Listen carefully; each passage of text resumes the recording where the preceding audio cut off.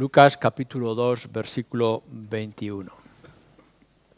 Cumplidos los 8 días para circuncidar al niño, le pusieron por nombre Jesús, el cual había sido puesto por el ángel antes que fuese concebido. Y cuando se cumplieron los días de la purificación de ellos, conforme a la ley de Moisés, le trajeron a Jerusalén para presentarle al Señor, como está escrito en la ley del Señor. Todo varón que abriere la matriz será llamado santo al Señor. Y para ofrecer, conforme a lo que se dice en la ley del Señor, un par de tórtolas y 2 palominos. Y he aquí, había en Jerusalén un hombre llamado Simeón, y este hombre, justo y piadoso, esperaba la consolación de Israel, y el Espíritu Santo estaba sobre él. Y le había sido revelado por el Espíritu Santo que no vería la muerte antes que viese al ungido del Señor.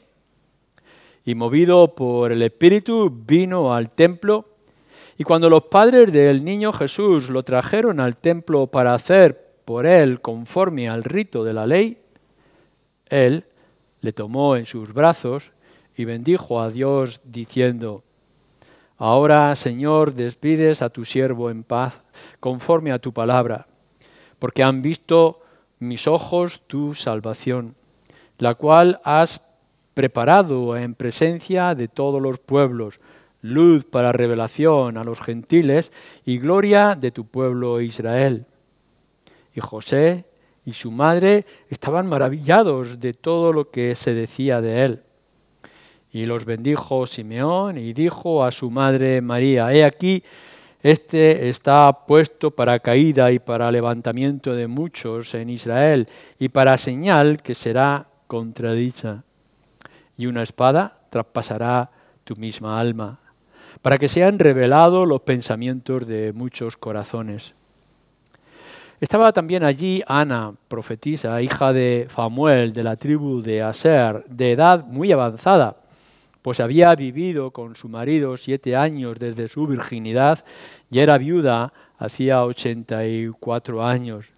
Y no se apartaba del templo, sirviendo de noche y de día con ayunos y oraciones. Esta, presentándose en la misma hora, daba gracias a Dios y hablaba del niño a todos los que esperaban la redención en Jerusalén. Conforme nosotros vamos estudiando los evangelios, y en particular ahora que estamos con el evangelio de Lucas, tenemos que ir viéndolo en la progresión. Es decir, cómo se van revelando o mostrando los datos desde el principio del primer versículo, del primer capítulo, y conforme podemos ir avanzando, nos van presentando y nos van introduciendo en la persona y en la obra del Señor Jesucristo. Fijaros bien que llevamos ya varios domingos escudriñando este evangelio y todavía no hemos escuchado ni una sola palabra de los labios de nuestro Señor Jesús. No hemos llegado todavía a la manifestación de su poder, de su obra, de su tarea en medio de su generación y también para nosotros. Lo que Lucas va haciendo es ir preparándonos el terreno. Si algo podemos vislumbrar de lo que ya hemos visto hasta aquí, son las obras extraordinarias por medio del Espíritu, como el Espíritu habla, o el ángel que viene y revela los mensajes.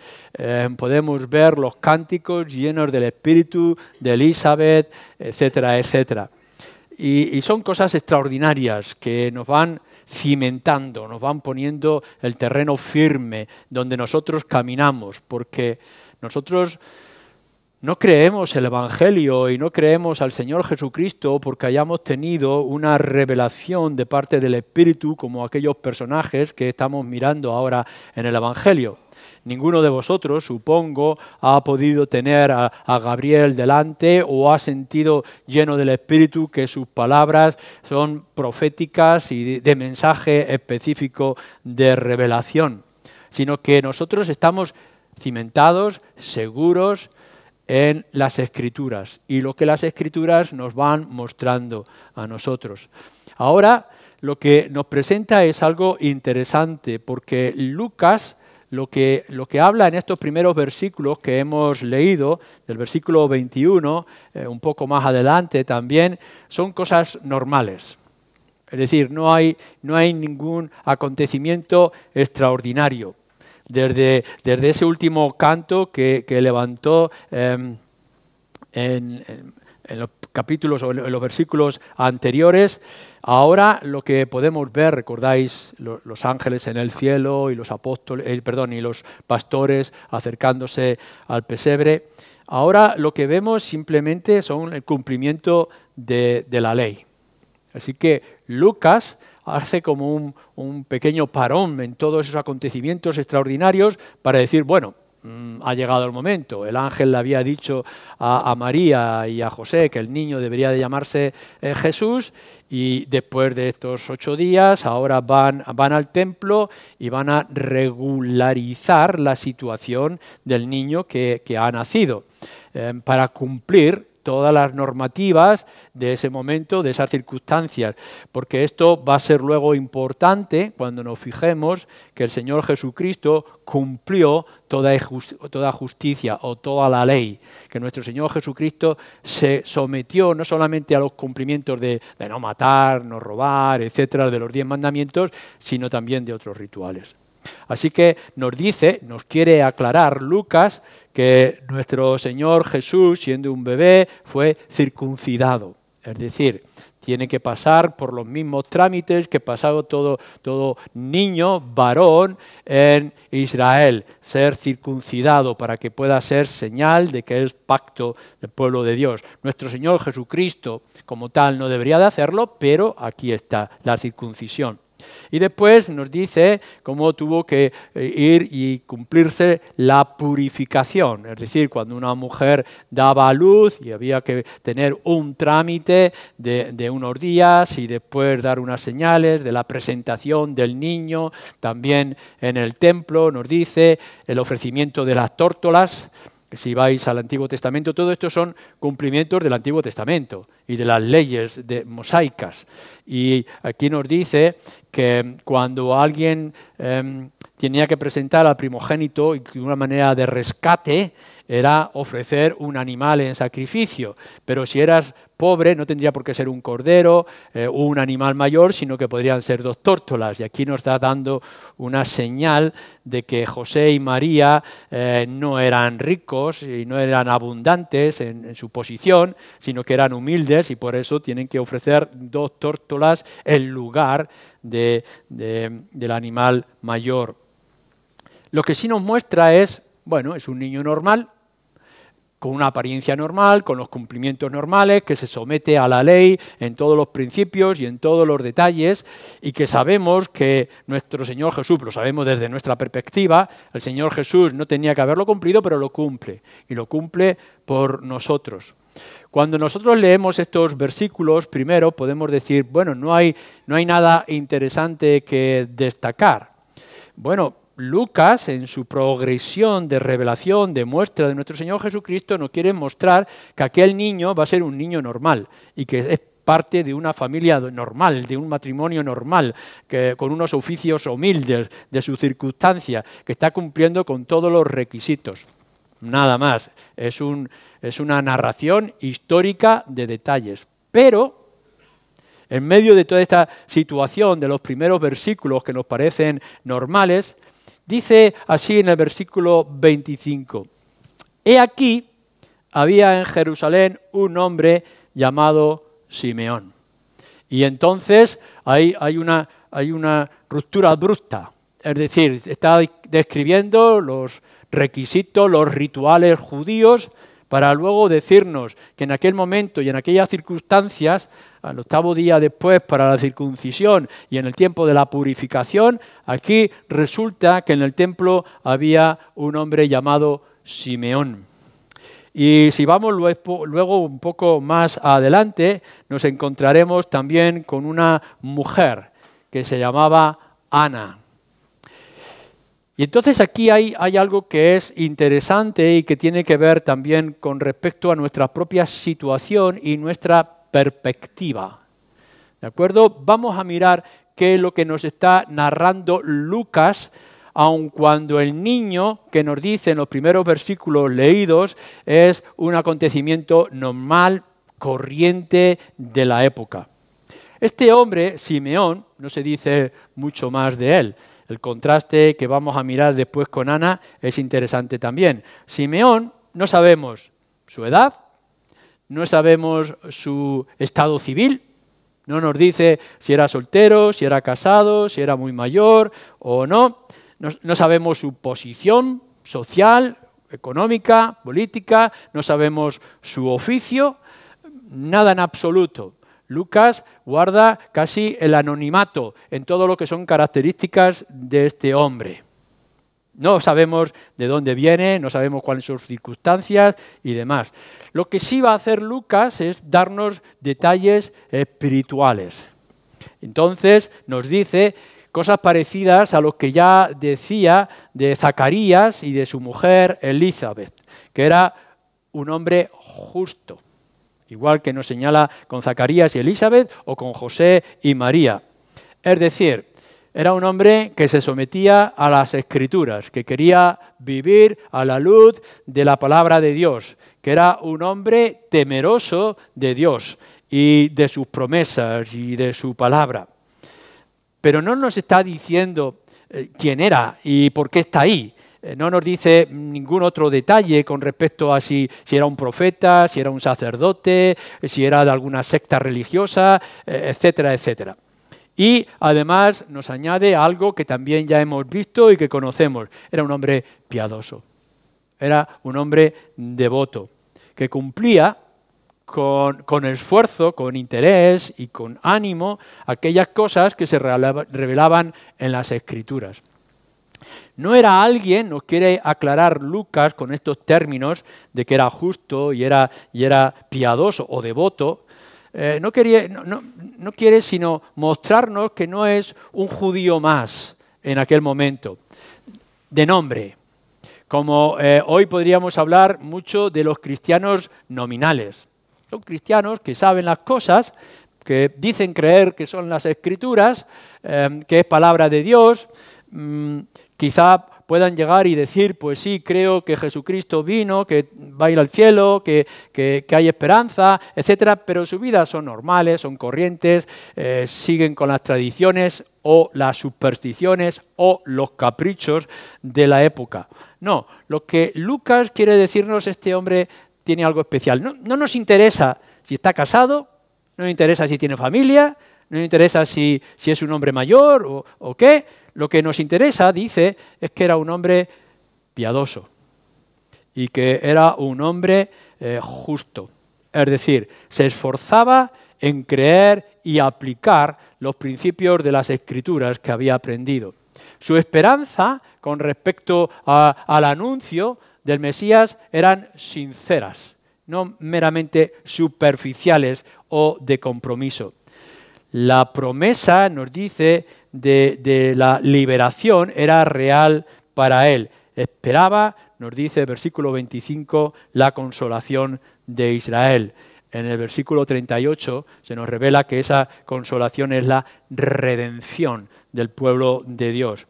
Es decir, él iba a las Escrituras, veía algo que la palabra de Dios en el Antiguo Testamento, ya fuera el libro de Moisés, fueran los Salmos o fueran los profetas, y decía, pues esto es real. Dios obra, en Él espero, en esto confío. Y por tanto no es simplemente algo que podía estar en su mente y que no significaba nada para su vida, sino que era algo que le transformaba y que le daba características. ¿De acuerdo? Aquí lo tenemos. Por eso Lucas nos quiere señalar, era un hombre especial, no por el oficio, trabajo o demás que pudiera tener, sino por el conocimiento y el esfuerzo que tenía devoto de aplicar la palabra de Dios. Y nos da un detalle más acerca de él, la presencia del Espíritu. No sabemos qué es lo que eso significaba en la vida de este hombre, Simeón. ¿Podría la gente notar que Simeón era algo diferente y distinto? que en medio de todo el pueblo de Israel, la media, él podría destacar, no por su oficio, no por su posición, no por su conocimiento, sino porque tenía algo, la presencia del Espíritu que estaba con él, la influencia del Espíritu, la guía, cómo él podría hablar, interpretar, convencer con respecto a lo que podría venir. No solamente que él creía en la consolación del pueblo de Israel, sino que hablaba, transmitía, sentía, había pasión en las cosas que él decía, porque cuando nosotros hablamos de que tenemos la presencia del Espíritu y que estamos llenos del Espíritu, no nos puede dejar normales, no nos puede dejar como el resto de la gente, tiene que hacer algo especial en nuestras vidas. Y quizá Lucas nos quiera decir que este hombre piadoso, este hombre devoto de las cosas del Señor y justo, podía mostrar que era alguien especial por la presencia de su Espíritu. Pero nos da un detalle más. En algún momento de su vida, no nos dice cuándo, no nos dice cómo, pero en algún momento de su vida, un ángel, el Espíritu, le dice por revelación que no va a haber muerte hasta que no vea la salvación, hasta que no vea el Salvador. Algunos comentaristas imaginan, suponen que sería un hombre anciano, quizá otros podrían decir que era un hombre ya enfermo, no nos dice nada Lucas. Quizá la tendencia es pensar, sería un hombre ya mayor, que estaba alcanzando cierta edad y que el ángel le dice, no te preocupes, no vas a morir hasta que no veas aquello en lo cual tú estás creyendo o confiando. El caso es que alguien en algún momento de su vida le dice, no vas a ver muerte hasta que no veas la salvación, al Salvador. Y no nos dice nada más, nos deja ahí. Pasa un tiempo, vamos a hacer un salto. Vamos a ir a otro personaje muy diferente con respecto a ella, con respecto a él. Ahora nos vamos al versículo 36. Estaba también, fijaros cómo nos lo dice Lucas, a la misma vez, en ese mismo momento, cuando el niño es traído al templo, estaba también no solamente Simeón, sino que había una mujer. Esta mujer se llamaba Ana. Pero ahora todo va a ser muy diferente, porque aquí sí nos dice unos detalles curiosos con respecto a Ana. Vuelvo a recordar, Simeón es casi anónimo, no nos dice la edad, no nos dice si está casado, no nos dice su oficio, no nos dice la tarea, de nada absolutamente, sino su espiritualidad y la presencia del Espíritu. Pero ahora nos dice con respecto a Ana, que era profetisa, hija de un tal Fanuel, de la tribu de Aser, de edad muy avanzada, pues había vivido con su marido 7 años desde la virginidad y era viuda hacía 84 años. Y no se apartaba del templo, ¿cómo? Sirviendo de noche y de día con ayunos y oraciones. Fijaros cómo en estas líneas, estos versículos, Lucas ahora nos da una información que no nos ha dado de Simeón. Claro, aquí también podemos especular con respecto a eso. ¿Una mujer profetisa? No hay muchas profetisas en las Escrituras.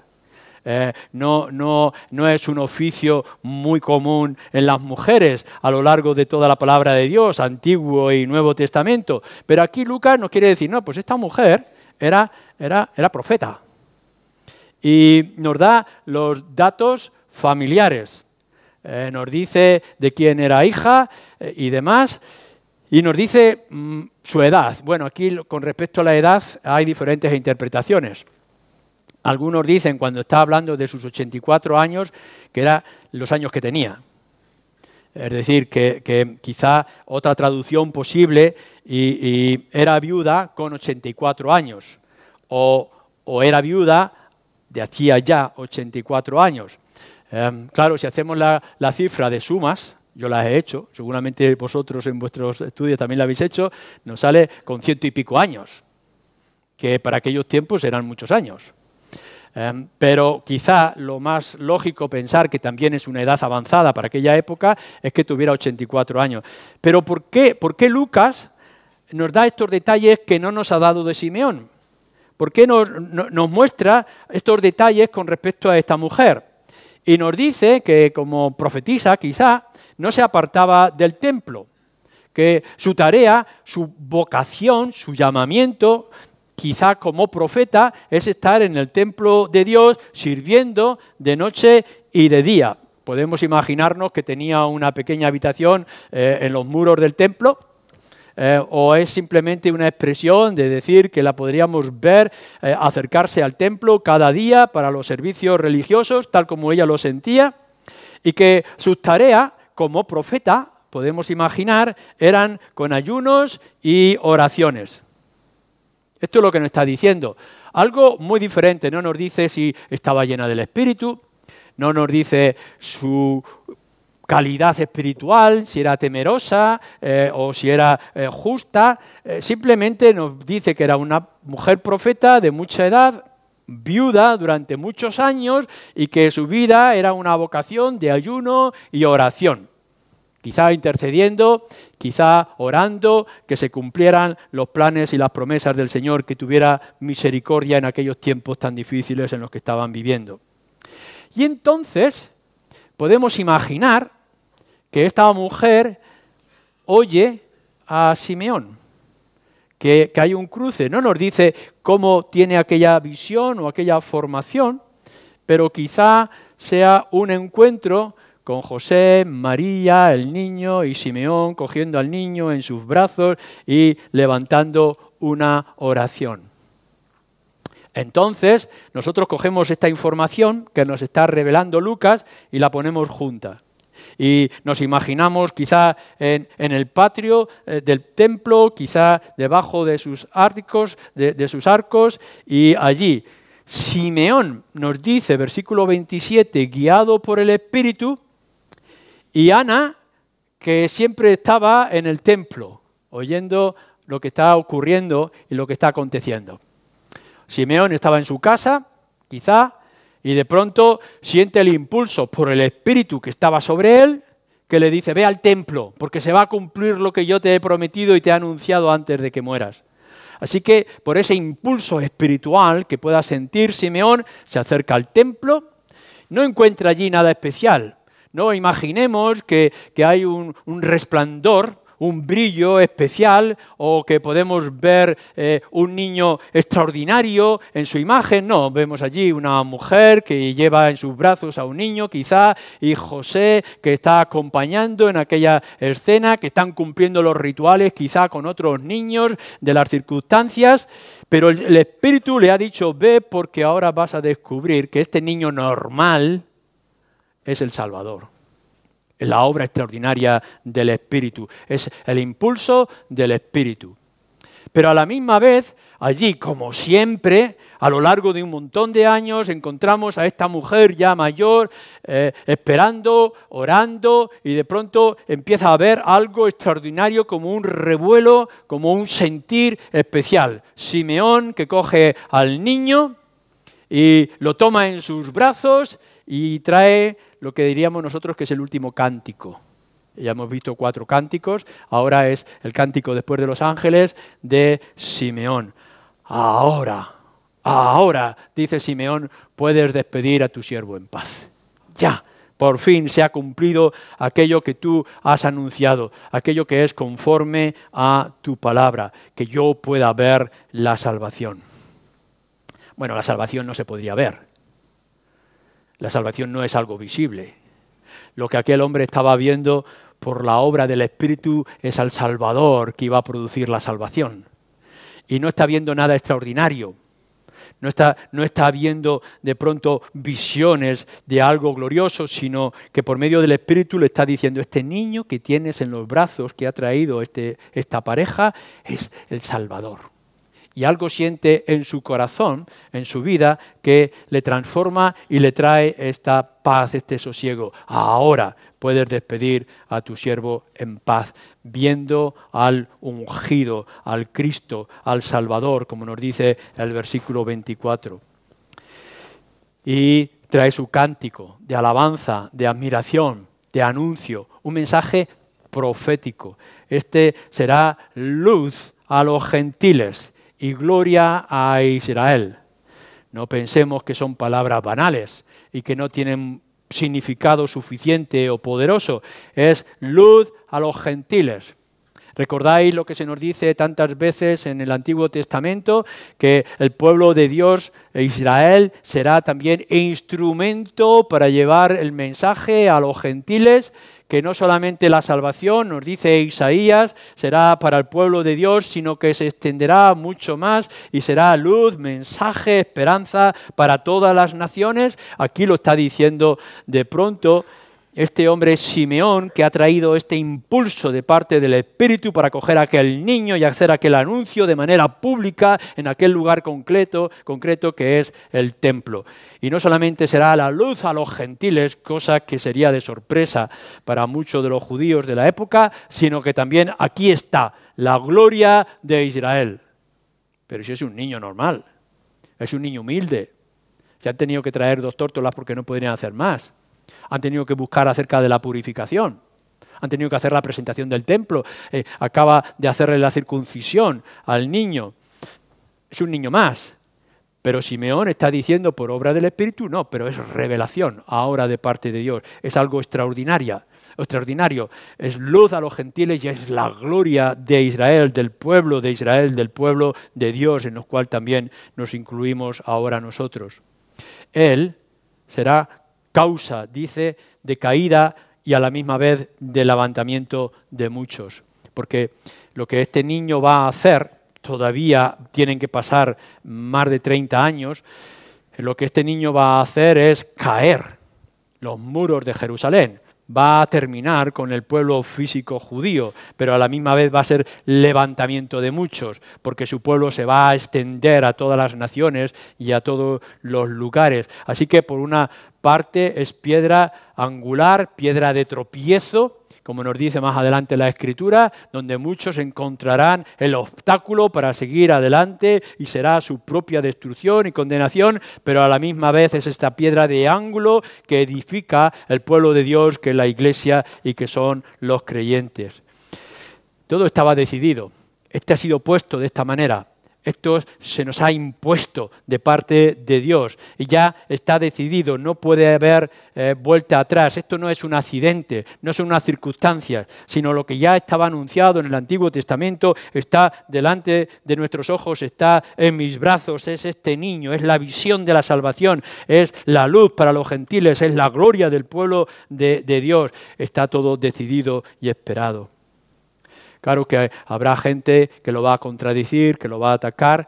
Ese contradicho que nos dice también nuestro texto tendrá una oposición, será despreciado, como nos dice Isaías 53, terrible, que él viniera a los suyos y los suyos no le reconocieron, que al autor de la vida lo mataron en una cruz y podemos ver todo lo que eso va a implicar. El camino no va a ser fácil, va a ser tremendamente doloroso, incluso para su propia madre. Esto es un flechazo de herida. Porque aquí viene María, todo gozosa, porque ha tenido aquel niño que le fue anunciado de manera extraordinaria. No hay cosas que pueda entender con toda claridad, lo iba guardando en su corazón. María puede estar confusa, igual que su marido José, pero hay gozo. Tenemos aquí al niño, estamos contentos, es nuestro primogénito. Y ahora viene Simeón en medio de toda la alegría y todo el gozo. Este es la esperanza, esta es la luz, esta es la gloria. Pero va a ser rechazado, va a ser maltratado y tú vas a sentir la llaga. La espada también dice que te va a tocar a ti. Pero nuestro Señor Jesucristo, el niño Jesús, se revelará los pensamientos de muchos, abrirá de pronto lo que sentimos, lo que somos, lo que nos hace falta, nos moverá al arrepentimiento o al temor y a la huida. Porque esto es lo que va a hacer nuestro Señor Jesús. Cuando iba y predicaba el Evangelio acerca de sí mismo y presentaba la salvación y decía a la multitud, venid a mí, los que venían encontrarían salvación, encontrarían esperanza, encontrarían consuelo.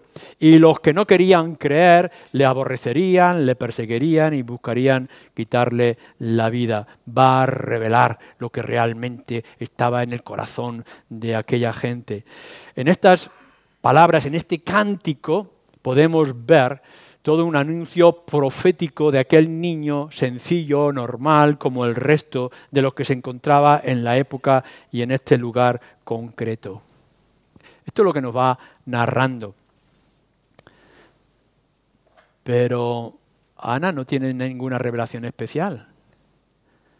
Ana no es profeta, pero no le dice que ha tenido una visión. Por lo menos el texto no nos dice que tuvo una visión, que tuvo al Espíritu, que le habló, que le indicó, que le mostró. Sencillamente aquella mujer que estaba en oración y ayuno constantemente en el templo pudo escuchar aquella escena y de alguna manera natural llegó a la conclusión de que aquel niño que anunciaba aquel hombre Simeón era la esperanza para el pueblo.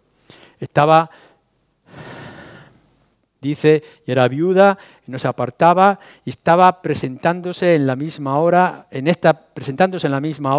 daba gracias a Dios y hablaba del niño a todos los que esperaban la redención en Jerusalén. Lucas lo que nos está diciendo, mirar, aquí hay un acontecimiento extraordinario. Viene el Espíritu y revela de una manera especial a este hombre Simeón, que no sabemos de dónde viene, no sabemos quién era, le revela cosas extraordinarias. Y entonces él, en un momento de inspiración por parte del Espíritu, levanta la voz y nos trae este cántico, este mensaje profético. Pero no nos va a decir nada más de Simeón, ya desaparece de nuestra historia. Y ahora lo que nos dice es que aquella mujer que estaba allí presente y que estaba escuchando aquellas cosas, ahora lo que se dedica es a hablar de todo el mundo de aquel niño.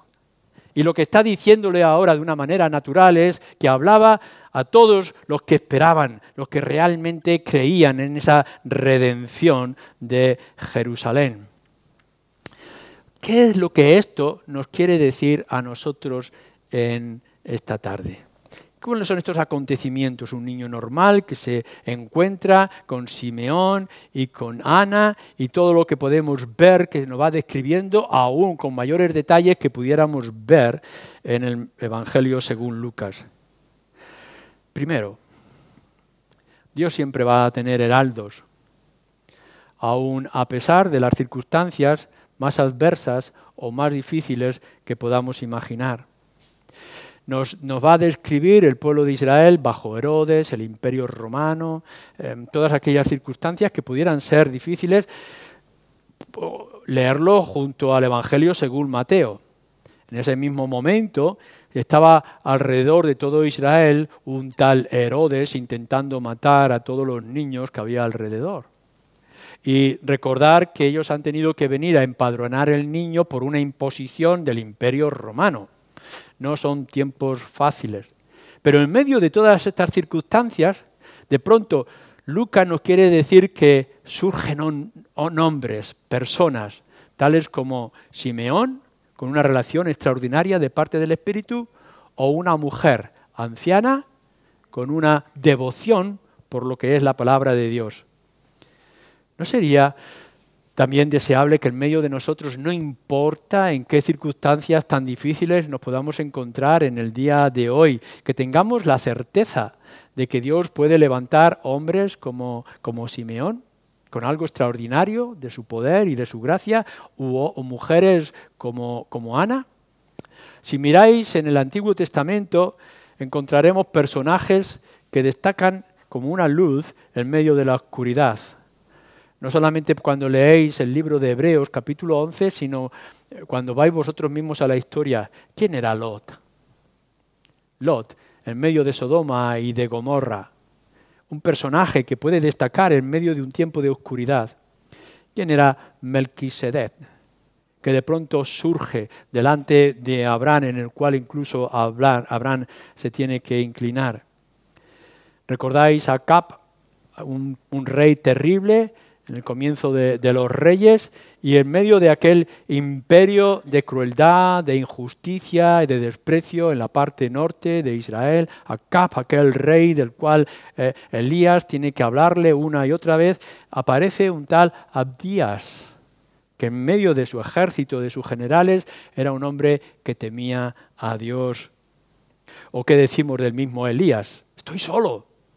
Estoy solo en medio de todo esto y estoy afligido, estoy deprimido. Y el Señor le tiene que decir, no te preocupes, yo tengo aquí una multitud, 7.000 que no van a doblar sus rodillas. Así que en medio de las circunstancias más difíciles y más duras, José y María no están solos. Aquí tenemos a alguien como Simeón que puede recibir la palabra del Espíritu, o tenemos a Ana, una mujer devota y deseosa de servir con sus oraciones. Y nosotros, en medio de la sociedad en la que vivimos, ¿por qué no tú? ¿Te lo has preguntado? Si eres creyente en esta tarde, ¿por qué no tú puedes ser alguien como estos? ¿Por qué no puedes ser un Elías? ¿Por qué no puedes ser un Lot? ¿Por qué no puedes ser un Melquisedec? ¿Por qué no puedes ser alguien que en medio de las circunstancias pueda distinguirse por el temor del Señor y porque el Señor le habla y lo toma como instrumento? ¿Qué tenemos que decir acerca de José en Egipto? ¿O qué tenemos que decir acerca de Daniel en el imperio de Babilonia? ¿O qué tenemos que decir de Jeremías bajo la presión de aquel rey Sedequías? Ellos estaban solos, pero eran las voces y se levantaban. Y podían tener una revelación o simplemente podían transmitir lo que sabían. ¿No sería esto parte de nuestra tarea y de la tuya? No te conformes. No te conformes únicamente con saber lo que dice el Evangelio de Lucas. Conviértete en instrumento, como pueden ser aquellos. Creemos que Dios puede hacer prodigios. Él puede hacer cosas extraordinarias. Él puede obrar de manera que como quiera, en medio de las circunstancias más difíciles, con la presencia o no del Espíritu, como es en Simeón. Aquí tenemos que Dios de pronto puede acoger a un Lutero, o a un Calvino, o a algún reformador a lo largo de la historia de Israel y hacer grandes cosas, revelaciones portentosas que le traigan a un liderazgo grande. Es el Espíritu impulsando a hombres y mujeres para hacer una gran tarea. O puede ser una mujer como Ana, que está viviendo su vida como viuda, que no recibe ninguna revelación especial que se nos pueda indicar, pero de pronto escucha y ve y sabe y no puede dejar de hablar del Salvador en medio de la oscuridad. ¿No podríamos pensar que tú y yo, en las circunstancias en las que nos encontramos, ya sea en tu hogar, ya sea en el trabajo, ya sea en las puertas del templo, de lo que pueda significar en tu vida, ya sea en los momentos difíciles o los momentos fáciles, ya sea porque el Espíritu pone palabras en tu boca, como nos dice el Señor Jesucristo en el Evangelio, o ya sea por el convencimiento que tú tengas en el corazón de poder decir, ahora yo aquí lo veo, he aquí el Señor, para que todos podamos creer. ¿Cómo es tu vida? ¿Y cómo es tu disposición?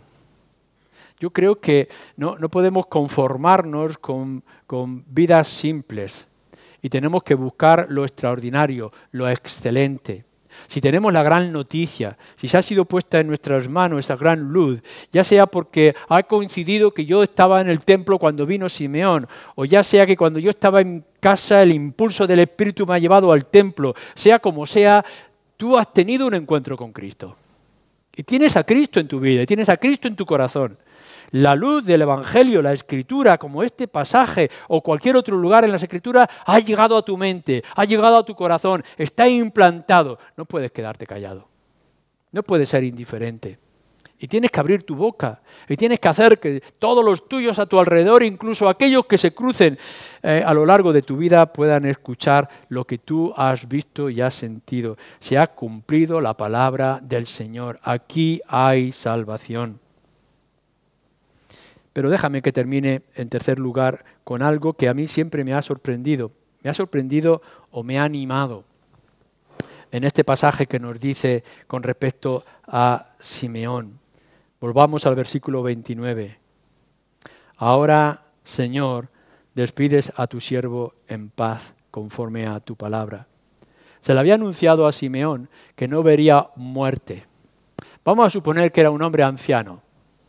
Para aquella época, un hombre ya mayor, los 70, 71, 72, 80, 81, 82, y se le ha dicho, bueno, tú no vas a ver muerte hasta que no veas la salvación o no veas al Salvador. siguen pasando los años, sigue habiendo circunstancias. Quizá podía ser un hombre enfermo, con muchas debilidades, con muchas quejas, con muchos conflictos en su cuerpo, pero ha tenido una palabra, un mensaje. Vas a ver al Señor. Entonces podrá llegar tu descanso. Y aquí ocurre. Y de pronto se libera el gozo que podría tener aquel hombre. Ahora puedes despedir a tu siervo en paz. ¿Estás tú preparado y dispuesto o dispuesta para morir en paz? ¿Qué es lo que te da paz en tu vida? ¿Y qué paz va a venir a ti cuando lleguen los últimos momentos? Quizá tú puedas estar pensando, bueno, me gustaría antes de partir de este mundo resolver algunos asuntos, arreglar algunos papeles, quizá dejar todas las cosas arregladas en mi casa, con mi familia, no dejar deudas, no dejar conflictos, dejar todo claro, bien, preciso, atado. Quizá las últimas conversaciones que pueda tener con los hijos, con los nietos o con cualquiera a mi alrededor. ¿Es esto lo que a ti te va a dar paz? ¿Es esto lo primordial para tu vida? ¿O no pensamos que lo que nos va a dar verdadera paz es habernos encontrado con el Señor? Como le ocurre a Simeón. Ahora ya puedes despedirme en paz porque he visto la salvación. Tenemos que afirmar a la luz de las Escrituras que lo más importante en nuestra vida, no es la estabilidad económica, no es las buenas relaciones con la familia, no es ningún otro asunto mundano, por muy bueno o deseable que pueda ser, sino que nuestra alma esté segura en el Señor Jesucristo. Este es el tiempo, este es el momento, quiero que sea así en esta tarde que te lo preguntes. Por supuesto, yo no estoy diciendo que este es tu último día, no estoy diciendo que aquí se va a acabar. Lo que te estoy diciendo es que si Simeón tiene paz porque ha visto la salvación, ¿la tienes tú? ¿Hay paz en tu vida? En otras palabras, ¿te estás esforzando por ser fiel a las cosas del Señor hasta el final? Uno no es llamado a ser fiel mientras tenga una experiencia gloriosa y extraordinaria. La conversión, un mensaje extraordinario, una experiencia religiosa que tú puedas tener en cierto momento y que te llene de gozo y de alegría y que vayas por las redes cantando y alabando al Señor y que después venga otra vez la vida gris y la vida triste y los conflictos. ¿Estás esforzándote para ser fiel hasta el final? Lo que nos dice de Simeón es, se le dio un mensaje, es verdad, por parte del Espíritu, nosotros no tenemos el Espíritu, pero tenemos la palabra. Fue un mensaje de parte del Espíritu diciéndole, Simeón, tranquilo, espera porque verás la salvación. Y tenemos aquí una mujer que es sana, que se esfuerza en la oración, en los ayunos, en el templo, sirviendo día y noche de manera constante. ¿Pueden ser estos rasgos en tu vida? ¿Estamos nosotros, tú y yo, esforzándonos en vivir cada día de nuestra vida hasta el último día de nuestras vidas en el temor del Señor, esperando los grandes acontecimientos y el acontecimiento más grande y más extraordinario que tú y yo como creyentes podemos esperar? No es que se solucionen ciertos problemas o que encontremos cierta estabilidad. Lo más extraordinario que pueda ocurrir es que un día, al cerrar por última vez nuestros ojos, despertemos delante del Señor y que podamos decir, ahora despides a tu siervo en paz.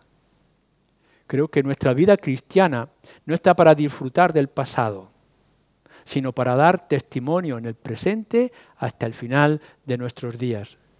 Cristo Jesús se nos ha revelado a nuestro corazón y a nuestras vidas. Ya no podemos desprendernos, ya no queremos desprendernos de Él.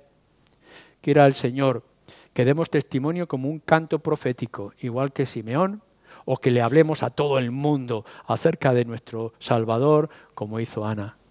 Y que a Él sea la gloria y a nosotros el gozo. Amén.